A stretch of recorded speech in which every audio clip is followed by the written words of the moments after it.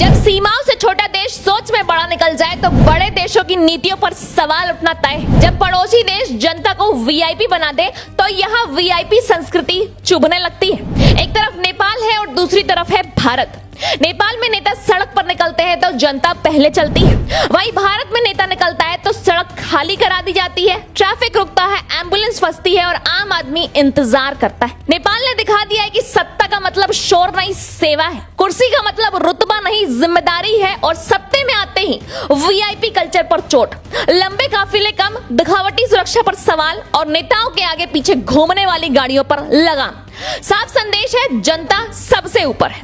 भारत में तस्वीर अलग है, यहाँ छोटी कुर्सी मिलते ही बड़ा रुतबा शुरू हो जाता है, गाड़ियां बढ़ती है, सायरन बजते हैं और सड़कें रुक जाती हैं और जनता सोचती रह जाती है कि लोकतंत्र में आखिर असली मालिक कौन है। नेपाल ने राजनीति में नई हवा चलाई है, युवा चेहरों को मौका मिला है, नई पीढ़ी को जिम्मेदारी मिली है और जेन जी सोच सिस्टम में दाखिल हुई है। ऊर्जा, विजन, तेज फैसले, बदलाव की भाषा। वहीं भारत में युवा भीड़ में दिखता है, पोस्टर पर दिखता है, रैली में दिखता है, लेकिन फैसले लेने वाली कुर्सी तक पहुंचते पहुंचते लाइन छोटी हो जाती है। नेपाल ने शिक्षा पर सबसे बड़ा संदेश दिया है कि चाहे वह मंत्री का बच्चा हो, अफसर का बच्चा हो या किसी आम आदमी का बच्चा हो, पढ़ाई सबकी बराबर होनी चाहिए। सरकारी स्कूल मजबूत होंगे तभी देश मजबूत होगा। भारत में पैसा है तो बड़े स्कूल है, पैसा नहीं है तो टूटा सिस्टम है। कई जगह सरकारी स्कूल की हालत ऐसी है कि दीवारें जर्जर है, शिक्षक गायब है और बच्चों से काम करवाने तक की शिकायतें आ रही हैं और ऊपर से भाषण की शिक्षा बदल रही है। नेपाल में कोचिंग को कारोबार नहीं बनने देने की सोच है, सस्ती पढ़ाई, सबके लिए पढ़ाई और क्वालिटी एजुकेशन हर बच्चे तक। वहीं भारत में कोचिंग इंडस्ट्री अरबों का खेल बन चुकी है, माता पिता कमाते कम है और फीस ज्यादा भरते हैं, बच्चे सपनों से ज्यादा दबाव ढोते हैं। वहीं नेपाल में सरकारी कर्मचारी लेट आए, काम चोरी करें, रिश्वत लेते पकड़े जाएं तो सीधी कार्रवाई की बात। भारत में आम आदमी फाइल लेकर चक्कर काटता है, कभी बाबू नहीं है, कभी अधिकारी नहीं है तो कभी सिस्टम डाउन है तो कभी कल आना।